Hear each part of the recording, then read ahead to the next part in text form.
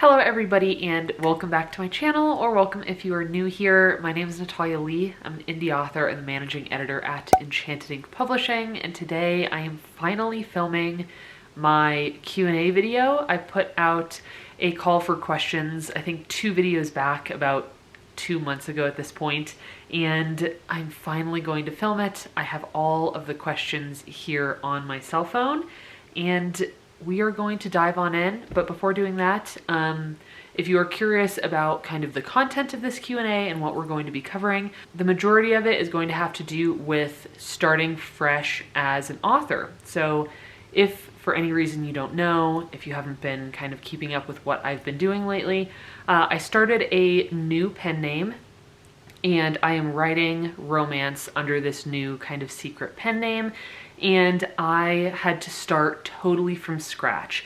I have not shared this pen name anywhere. I have not tried to bring over any of my audience to this new pen name.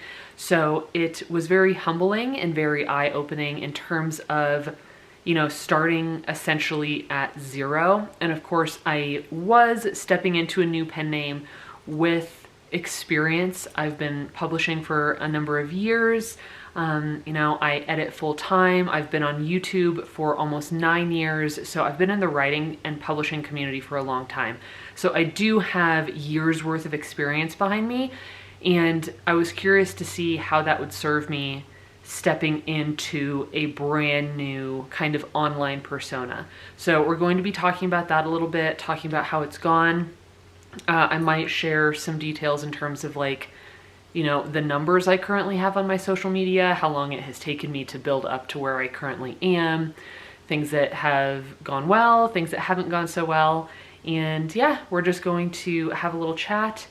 I have some tea here, but I think it might be a little bit too hot still. All right, well, I have a cup of tea. It needs to cool a little bit more, but feel free to grab a snack or something to drink. I don't know how long this video is going to go, but I do know that I have a tendency to talk for a very long time. So with that being said, let's get started. All right, so we are going to go ahead and dive in with the first few questions. These are just like scattered all throughout my photos. I took screenshots. So we're just gonna kind of jump all around, but I will put, what are those things called?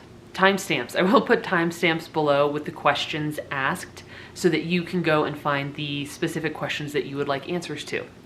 All right, first and foremost, do you ever get burnt out from being at home?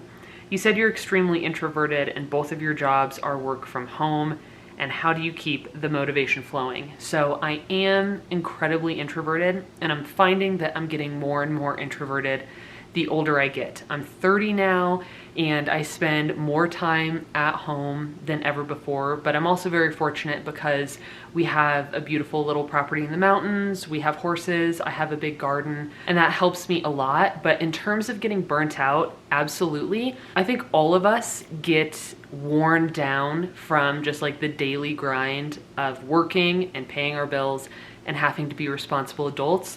And I am definitely not immune to that. For example, these past 2 weeks, EIP work has been so heavy, and I have had so much administrative work to do, whether that is doing, you know, accounting stuff, getting contracts out, doing emails, you know, whatever it is that I am working on. I've had so much to do that there have been many days in the past couple of weeks that I haven't even been able to write. And the big reason for that, apart from just being really tired and like mentally fatigued at the end of my workday, the other big reason that I can't always write after work is because of my eye pain and eye fatigue. This is something that I have been struggling with it for the past couple years. It got really, I suddenly started struggling with eye pain and like computer eye strain a few falls ago. I want to say it was like 2 years ago now, and I had to take some time off of work because it got so bad that I absolutely could not work and look at a computer. So I do get burned out in terms of computer time, and I absolutely get overwhelmed with work and just the demands of running a small business. So burnt out, yes, absolutely. In terms of writing, I wouldn't say that I have gotten burnt out, which is surprising because I've been writing a lot of books. Like, I've been writing like crazy over the last 18 months. And I've been publishing like crazy over the last 18 months. I've written and published more books in the past year and a half than ever before. But I haven't gotten burnt out. I think one of the reasons is because I'm writing a new genre now that I absolutely love, that's really exciting and really fun and fulfilling for me to write. So that's really helping. I have really found the genre, or at least the umbrella genre, which is romance. And I absolutely love writing in it, so I haven't gotten burnt out there. But I do get, you know, times where I absolutely need a break. I need to take a week off. I need to just outline a fun new project. So I definitely have to take breaks from my writing, but I wouldn't say I get burnt out. At least I haven't yet in terms of my writing. I have a personality that tends to be, you know, go, go, go. I push very hard typically, and I have a really hard time slowing down. I have a hard time slowing my mind down, and it's something that I have to actively work to kind of combat. So instead of allowing myself to just work a full work day and then try to outline a new story and then doing, you know, social media stuff at night, I really have to get myself to slow down, and I have to force myself to say, no, it's time to put all the screens away and just rest. It's time to do some yoga or listen to a podcast or do a puzzle and hang out with the animals. So I have to force myself to slow down. And I don't know if that has anything to do with the fact that I haven't gotten burnt out yet. I don't know if it's just a part of my personality. I don't know if it's part of finding the right genre to write in. I'm just not sure. But long story short, no, I haven't gotten burnt out in my writing yet. Now, in terms of motivation, I have been doing something a little bit different this time around, and that is allowing myself to write what I want. This is something that I think I used to, in my videos, say don't do. I would say you need to start a project and write all the way through, and there's definitely truth to that still, especially depending where you are in your writing journey, because very early on when I couldn't finish books and I didn't know how to finish a book, I needed that discipline to get all the way through one story. But I'm finding now that as I get inspired for a new type of story, depending where I am in the process with my current project, I will often let myself do that. So I published a contemporary rock star romance this past July, and that came out of nowhere. I had no intention of writing a rock star story like ever, and I just had so much inspiration for it that I decided to write it while I was also working on book 3 in my paranormal romance trilogy. I don't know why I'm like not even telling you what it is. Vampires, okay? My vampire trilogy. So while I was working on book 3 of the vampire trilogy, I allowed myself to write a rock star romance, and I loved it, and it was exactly what I needed to keep that motivation up. If I had told myself, no, I'm absolutely not allowed to play around with this fun rock star story, and I have to only be in this kind of darker, you know, gothic vibe type world, I think I would have struggled a lot more to get that project finished. So allowing myself to go with where my energy and my inspiration is taking me has really helped my motivation and has probably really helped me not get burnt out. And then, you know, you mentioned in that question, just like being an introvert and working from home. And for me, being at home works really well. My husband, Greg, he is primarily an introvert as well. I'd say he's like an extroverted introvert. He's very good at talking to people. He does better if he gets out of the house more often, but I tend to do pretty well just being here on the property, doing my introverted thing. I do really like to go walking. We have a beautiful national monument just like 5-10 minutes down the road from us, and we have a parks pass to go there, and they have miles of gorgeous hiking trails. And if we do like the main mile loop, that's where a lot of visitors, you know, come to see everything and come to see the park. But as soon as we get off that mile loop, it is like silent. all you hear is like wind through the trees and wildlife and nature, and that is very revitalizing to me. So if I am feeling like, oh my gosh, I've been trapped in this house, you know, for 12 days and I really need to get out, that tends to do like wonders for me, is just going out, being in the quiet of nature. Whereas like if I have to go do grocery shopping and stuff, even though I'm going out and I'm around people, that tends to drain me even more. So working from home is the perfect fit for me. And when I do need a break and to get outside, either, you know, going on a walk / hike or working in the garden, makes a huge difference for me as well. All right, the next question is, how do you choose between using past and present tense in your stories? So typically I just do what comes most naturally to me, but I did learn kind of a hard lesson with the vampire romance trilogy that I published. I wrote it in what felt very natural to me, but it was not natural to readers. So in a number of my reviews, I had reviewers, you know, and readers saying that they did not like the tense and point of view I chose.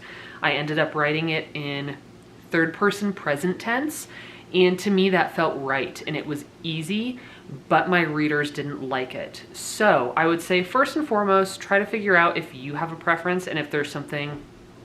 Hey Momo. Hey sweet girl.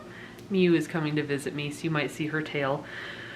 So first and foremost, I would say try to write in what feels most natural to you, you know, past or present tense. But also, if you're really not sure or you don't have a preference, I would say go look up some of the bestsellers in your genre so that you know what the established kind of reader expectation is, because I definitely did not meet reader expectations in terms of POV and tense for my trilogy. And, you know, it hasn't been everybody. Some people are just fine with the third person present tense, but a lot of readers weren't okay with it. And I have since switched to first person present tense, and I think that is now my favorite point of view to write in. That's what I wrote Pistol Daisy in, and I have really found kind of, I think I've found my rhythm and like my place with first person present tense. But yeah, see what feels most natural to you and try to figure out what your reader expectations are going to be for that genre. And the last question is, do you still post on your second Homestead channel? I have not posted over there in a while. I think I posted a garden wrap up a few months ago, but that was a garden wrap up for last year. And I have a ton of footage from the last 12 months that I have been putting together for that channel that I want to get out on that channel. I do also have a tiny little Patreon. If anybody out there is a patron, thank you so much. I don't post a ton on there, but I do post on there more often than I have been on my Homestead channel. But I do want to start posting on Little Mountain Homestead again. I just don't have the energy for everything. So it was like, as soon as I started really getting into writing again about, you know, what was that? Year and a half ago, 18 months ago, I slowed down on my Homestead videos because I just couldn't balance it all. But I do still have that channel and I do still want to post over there. I am just not sure when that next video will go live. But thank you for asking. Hi Momo. All right, so this is a big one, this question. And this is like kind of primarily what this video is going to be about. So the question is, what did you do differently with your pen name books that you didn't do with my Natalia Leigh books? I plan on self-publishing next fall and doubt I'll have an audience to begin with. So I actually took a moment to write down, to really think through it and think about what I did differently. And we're just gonna go through these. So what I did differently, number one is genre. With my pen name books, I am writing spicy romance, and that is kind of like the umbrella I'm under. So I have written kind of like historical vampire romance. I have written contemporary rock star romance. I am now working on cozy witch romance. So I am working with under that umbrella, but I have these different kind of subgenres that I'm writing within. And romance, I have found, I don't think this is going to be a surprise to anybody, romance does well. There are a lot of voracious romance readers. They have Oh, that's another one. Let me write this down. I don't know. I was gonna forget that. I was gonna say, they have Kindle Unlimited subscriptions, and that's something I did differently too. None of my Natalia books are in KU, but all of my new books are in KU, and that is where I get the majority of my reads. I do sell copies every so often, but primarily I get KU reads, so that is something I've done differently. Obviously, genre is totally different, and I have found that I think it is a lot easier to start building an audience from scratch when you're writing in a genre that just performs well.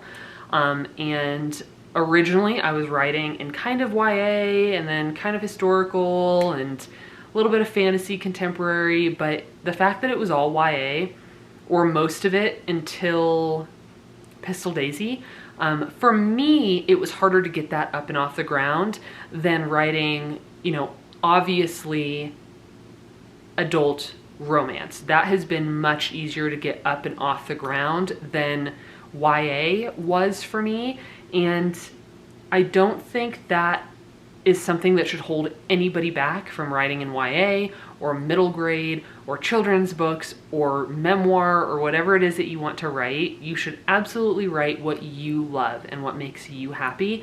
But I do think that there are expectations that need to be adjusted based on what genre you're writing in. Because if you are writing in the dark romance genre, that's not something that I have not written any dark romance yet, but if you are writing in dark romance, I would expect that to do a lot better, a lot faster than a, you know, a YA coming of age story based in a high school setting. I think that expectations just need to be different in terms of how quickly you're going to get those brands up and off the ground. But I also think that once you are up and running and you have found your audience, that there will be little difference. It's really just how long is it going to take to find those readers and to show them that you are there and that they can read and enjoy your books. So different genre. I am now in KU. ARC services. Every single book that I have published under my new name, I have put through ARC services, and that has made a huge difference, because if your book goes live on Amazon and it has 0 reviews week after week after week or month after month after month, it's going to be a lot harder to get a cold, I think that's what they call it in marketing, like a cold reader, somebody who doesn't know anything about you. They're not, you know, a fan of yours yet. They're not really part of your audience yet. It's going to be a lot harder to get them to read that book if there are 0 reviews. So ARC services have been an imperative part of my publishing process with these new books. I am writing shorter books now. I do not know how long Highborn and Way of Spears are. I have no idea. I wrote a book called Fire Tongue. That book was quite long. It was over 100,000. Song of the Dryad was 115,000 when I sent it to my copy editor, and then I ended up getting it down to like 105,000 words. Or maybe it was 115, and then I cleaned it, and then I sent it to my editor at 105. I don't remember. But that book was over 100,000. And then with Pistol Daisy, something really shifted for me, and I started writing shorter books. And now all of my books up to this point under this new pen name have been 60,000, you know, under 60,000 words. Now there is a contemporary romance that I have been working on that I have paused for the time being, and I kind of talk about that in my previous video if you want to go learn more there. That book has hit 60K and it is not done. So I know that that one's going to be probably easily 75,000 words, if not more. But writing short books is something that I wish I could just tell everyone, especially new authors and people who are new to publishing. I would say write shorter books. If you are writing books that are 120,000 words, they are going to be, one, very difficult to write all the way through, and you could lose your motivation and your steam halfway through, which is kind of what we already talked about. So not only are they hard to write, they're going to be very difficult to edit, especially if you have not done it before. That doesn't mean you can't do it. You can, it's just going to be more difficult. They are going to be expensive to get edited because of how long they are. And it could be harder to get a reader to purchase them, because the bigger your book is, the more expensive it's going to be to sell to readers. So if you are a brand new author and your book is so big that the minimum you can list it for is $18, you might not see any sales because people don't want to spend $18 on a book that they might not like. So I have been writing short books. It has allowed me to write them quickly, edit them quickly, and publish them quickly. So that has been a big change as well. And you're probably gonna see the light shifting in here. I don't have like a ring light set up or anything. I just have my screen door open. So that's what we're working with. I published a series.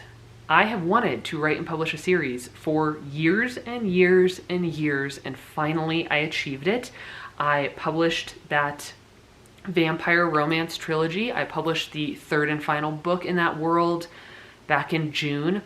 And I have always heard that series are money makers for authors. I have always heard that, but I never had an experience with it because I couldn't bring myself to write a series, and I finally did it, and I've definitely found that that is true. Even as a brand new author, you know, nobody knows me, nobody knew who I was when I was, you know, first publishing these books. The series has by far way outperformed what I expected of it, and it has way outperformed what is currently a standalone contemporary. So in terms of series versus a standalone, that series does incredibly well, because really all I have to do is catch somebody's attention once. And if I catch their attention enough to get them to read that first book, then it's up to my story. And it's up to my storytelling abilities to carry them through the rest of the series. And I think, I mean, obviously that's difficult in and of itself, writing a compelling enough story to get that read through. But I also find that the initial marketing to get people into the first book is really difficult. So if you write in a series, you really just have to get people into that first book. And then from there, you can lean on your story and your storytelling capabilities to get that read through to the other books without feeling like you have to go and find brand new readers to bring in for every single book.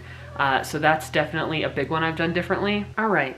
If you were to publish in a new genre, would you take a new pen name, your current pen name, or your name?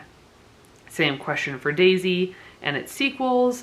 Do you choose to do it in order to separate the genres into different brands or for the anonymity? So, first one, if I were to write in a new genre, would I use, like, which name would I use? It would totally depend on the genre. Right now, I am writing multiple kind of like subgenres, like I said, under that romance umbrella. And there are some authors who don't do that. There are some authors who will only write in romance, and they will have a different pen name for their contemporary, for their paranormal, for their historical, for their fantasy. Like, they really break it down, and they like keeping it separated like that.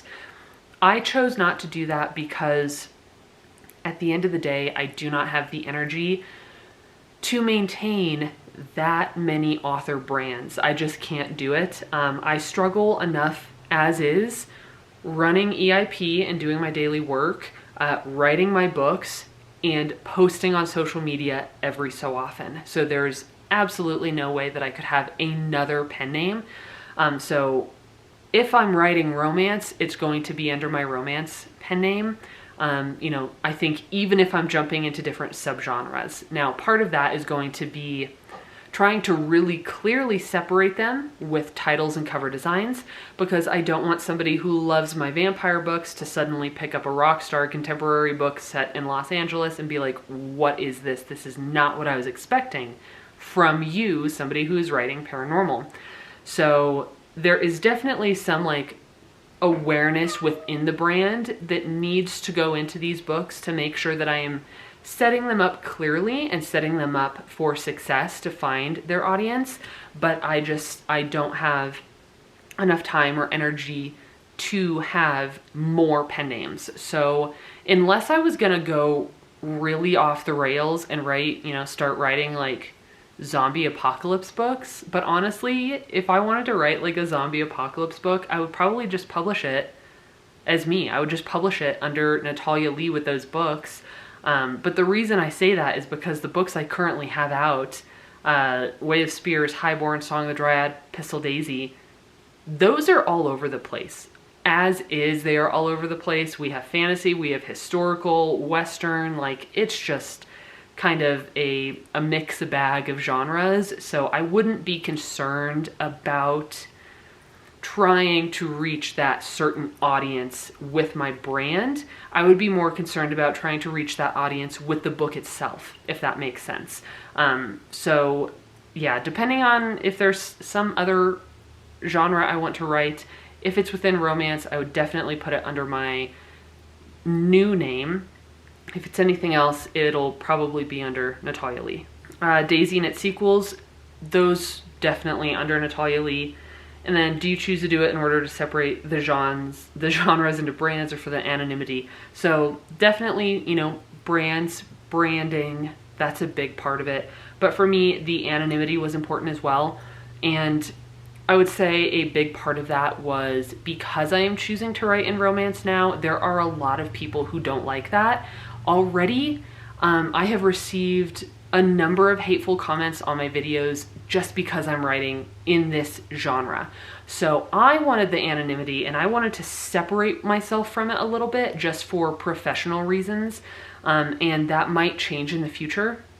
But I felt that it was the best decision for me at the time. I am still happy about the decision I've made, and I will link my pen name video down below if you want to see me go into detail about why I chose to use a pen name for my romance books and how I made that decision. All right, what are your pointers for starting with social media as a new author? Oh my goodness.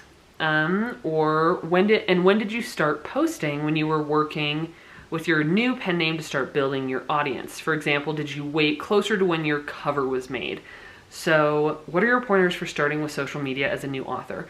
One, I would say you just got to start. When I started my social media, I felt like I was in a big ocean and I had no idea how to even tread water in it. And that was coming from somebody who has already been doing this for years.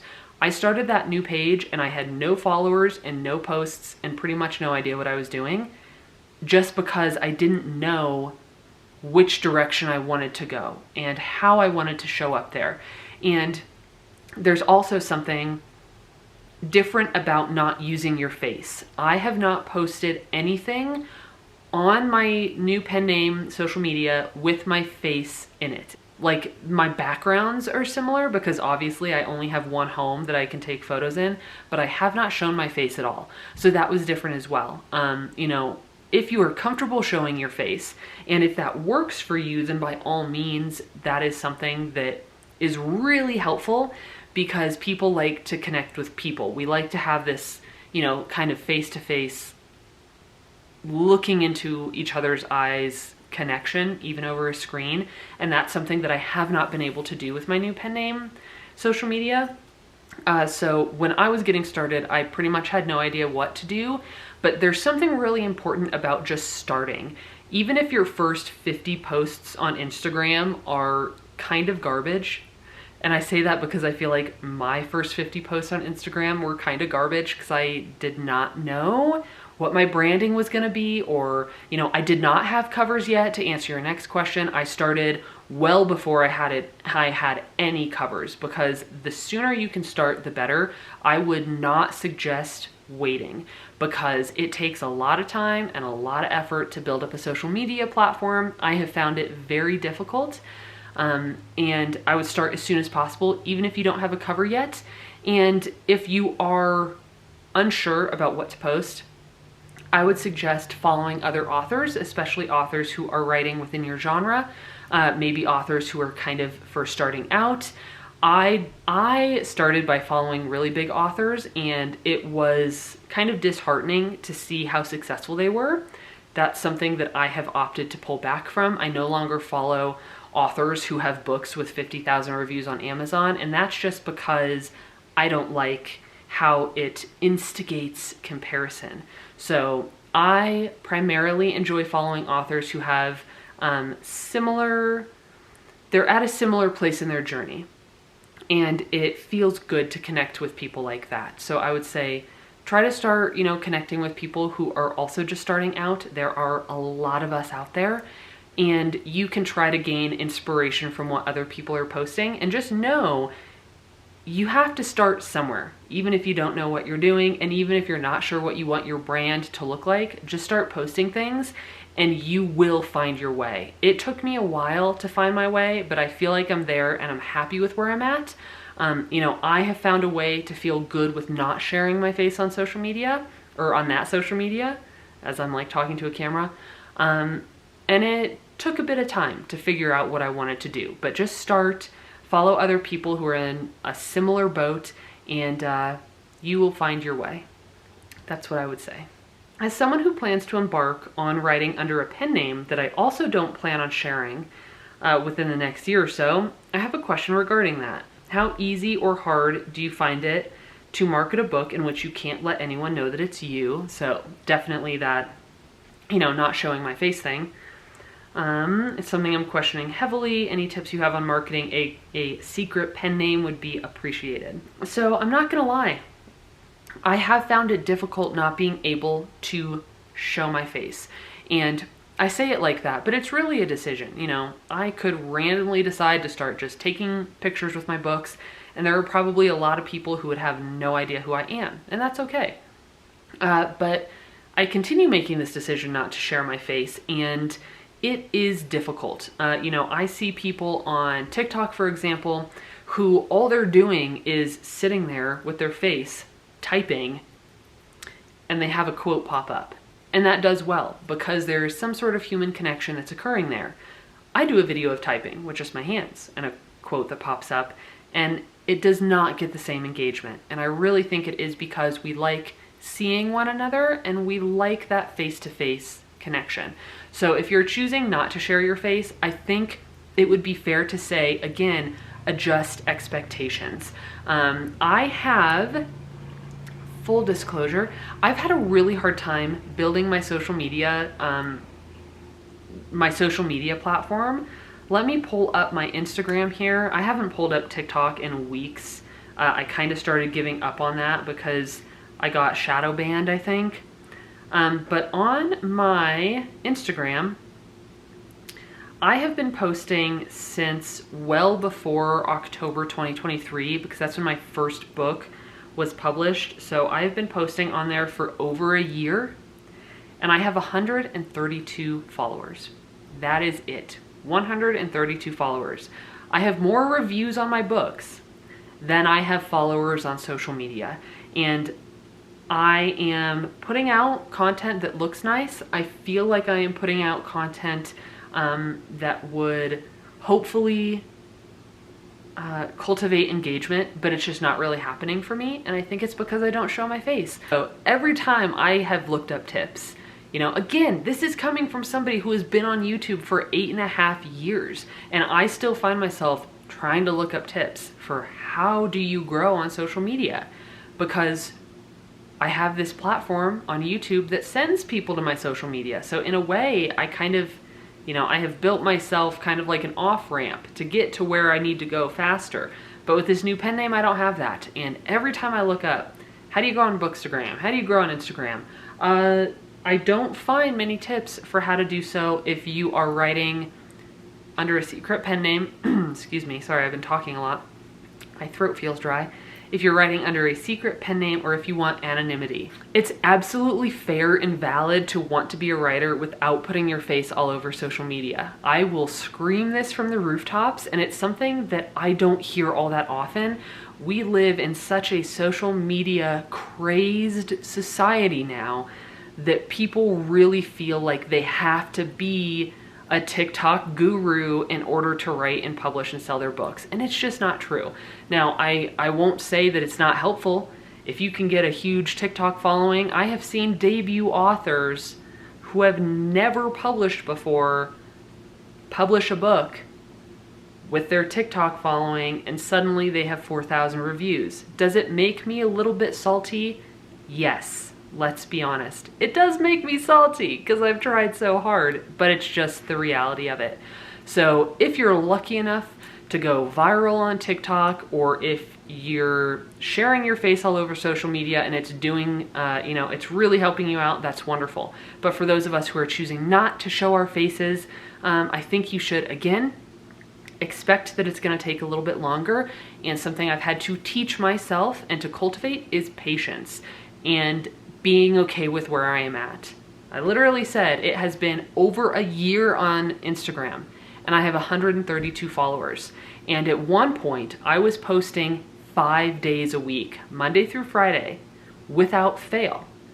And it was not garnering me hardly any interest. And I have just really accepted that the social media thing for me is not where my readership is coming from.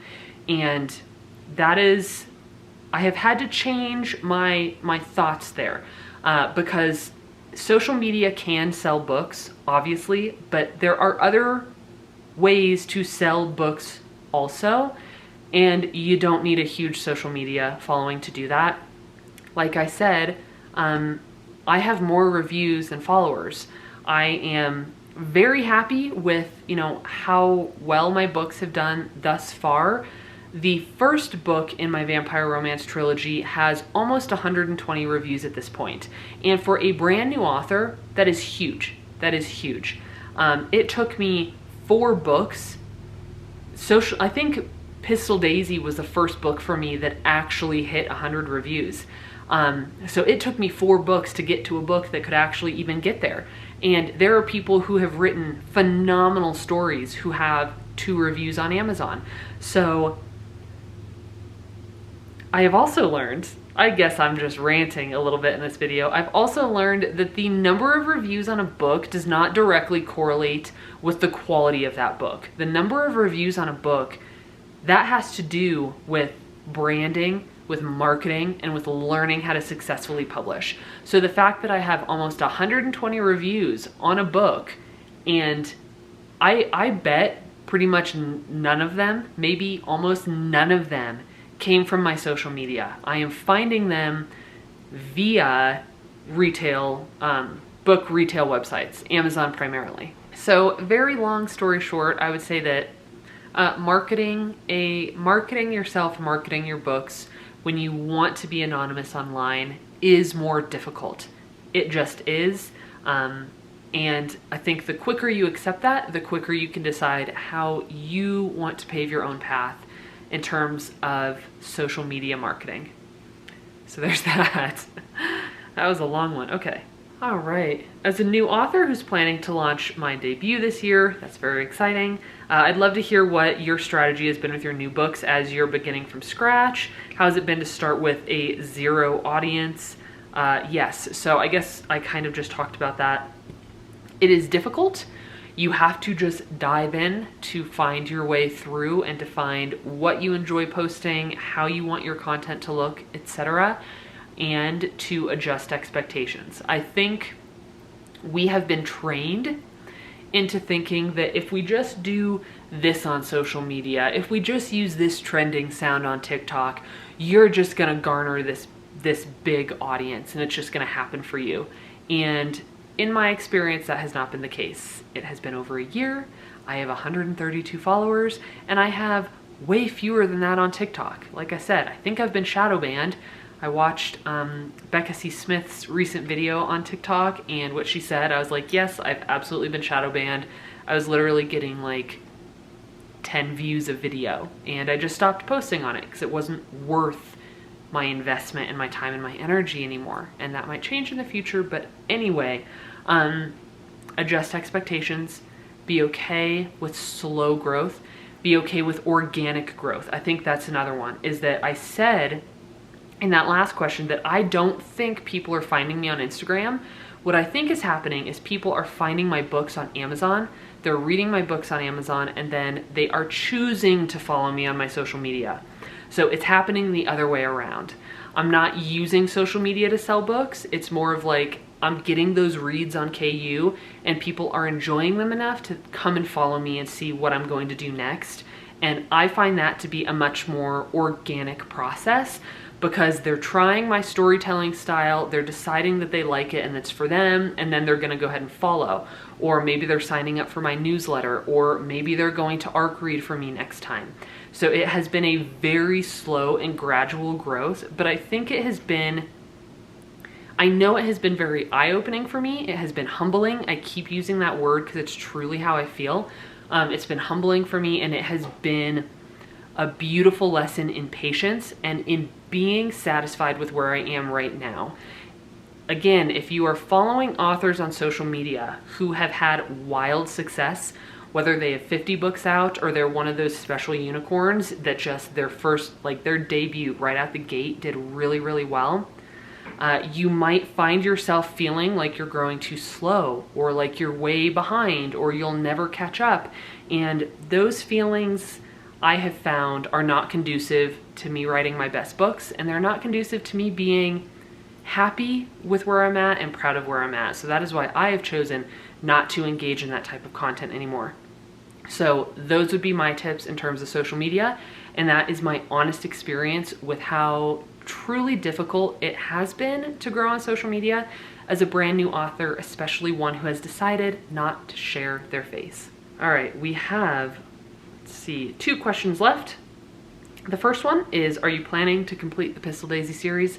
I would absolutely love to complete it. It is a quartet. I have all 4 covers. I have the titles for all the books. I have outlines for Whiskey City books and book 3, and then a little bit for book 4. So yes, I definitely plan on finishing Daisy's series. She deserves it. She really does. I just don't know when I'm going to get around to it because, like I said earlier, I really am just going with kind of my inspiration and going with where my motivation and my excitement for writing takes me. So I'm not sure when I'm going to get around to her books, but I do absolutely plan on finishing her quartet. And then the final question is, when starting from scratch, what legal and financial steps do you have to take before publishing? And then how do you initially get people to find and buy your work as a new author? So starting from scratch, legal and financial steps. If you want to go, like, I'm obviously not a legal advisor or a financial advisor, but if you really want to go all the way in terms of, you know, first starting out with publishing, I would say, do the whole package in terms of getting, sending your book in for a copyright. Make sure that your book is in its absolute final form before you're submitting it to the U.S. Copyright Office, because you do have to submit I believe you have to submit a copy to them. I can't remember if it's to the U.S. Copyright Office or if it's to the Library of Congress, but I know that you will need to submit a copy. So make sure it's in its final form. If you want to go ahead and go the whole way and get the copyright, you can also start your own publishing company. It can be as simple as just starting like a sole proprietorship. A single owner LLC is how I originally started, and that gives you a bit more legal protection. So you could certainly look into that in your state. That is something that I decided to do. So I went ahead and I opened the publishing house, which eventually turned into the business that is now Enchanted Ink Publishing, and submitting your books for copyright. And then that final question, how do you initially get people to find and buy your work as a new author? I feel like this whole video has kind of been about that, but just really quickly, find your work. You can use social media. You can use ARC reader websites. You can, if you have the budget for it, you can advertise on places like Facebook and Amazon. I did have success on Facebook while it was working, but I have since been locked out for like 8 months or something, so I no longer am doing paid advertising. Facebook worked, Amazon did not. Amazon advertising was extremely expensive, and it did not garner anywhere near the number of sales and reads I would have needed to even break even. But it does work for some people, so you could consider paid advertising. And then I would also just say, keep writing books, keep getting books out, and showing people that you are active and you are actively putting out these stories. I think that can be really enticing to a new reader as well. And then what was that? Okay, so that's getting them to find it. And then buy your work. I would say do the best you can. Get whatever professional services you can afford and you can budget for. You know, definitely that cover. If you can afford copy editing, that would be a fantastic step, because the number of books that I have seen with scathing reviews from readers who are upset about errors in the books, that is not something any of us want. We do not want to read like scathing reviews because we have so many typos and errors in our book. So I would say definitely a copy edit would be fantastic if you have the budget for it. And again, just keep publishing. Publish as many books as you can, write as many books as you can. I have found it helps to write short books because you can get through that process a lot faster. And it's kind of that idea of, I heard this somewhere, you can give somebody a year to create like the perfect vase, let's say. You can give them a year and they can work on that vase for 365 days. And then you can take somebody else and you can say, you have to create one vase every single day for 365 days. And I would be willing to bet very good money that at the end of those 365 days, the person who has made 365 vases is going to be a lot farther along in terms of their journey and their quality than somebody who has only created one. So if you are spending all your time on one book, you're not getting through that process as fast as somebody who has written 5 shorter books, and they have written it and they have edited and edited and edited and published, and they have done it again and again and again. So those are my little tips. That is what I have found. That is kind of where I'm at on my journey, you know, starting brand new as a new author with literally zero everything, 0 social media, 0 newsletter subscribers, 0 books out, 0, 0, 0, 0, 0. That has been my experience. I hope it is not disheartening for anybody hearing about how it can be difficult. But again, I think it has been a really healthy journey for me. I have learned really positive lessons in terms of patience and being content exactly where I am, being proud of exactly where I am, and not feeling like I'm supposed to be anywhere else too fast. Social media will make you feel that way. It will constantly make you feel like you are falling behind, you're not good enough, you're not anything enough. And I've learned that it's really important to kind of silence or mute those voices, especially as you are getting started in this journey, because you don't want any of it to discourage you early on in the process, because it really is a process and it is a journey and it's going to take a while to get there. If you end up being one of those magical unicorn authors who publishes their debut and has 9,000 reviews on Amazon within like the first month, congratulations. I'm very happy for you, but also probably a little bit salty, so we don't have to talk about that. Thank you so much to everybody who submitted a question for today's Q&A. Thank you for your patience. I know it took me a long time to get around to it.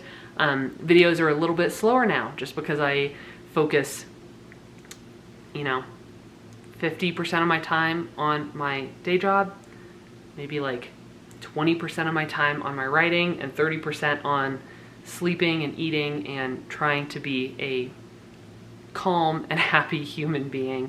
But I appreciate you being here. As always, if you have any other questions, feel free to leave them down below and I will try to answer those as soon as possible. I will try to kind of lurk in the comments for a while to get anything answered. And let's hope I have another vlog out very soon, because I've made a lot of progress since my last vlog and I'm excited to tell you where I am in that entire kind of publishing process. Thank you again so much. I hope you had a nice cup of tea, and I will see you in my next video. Bye.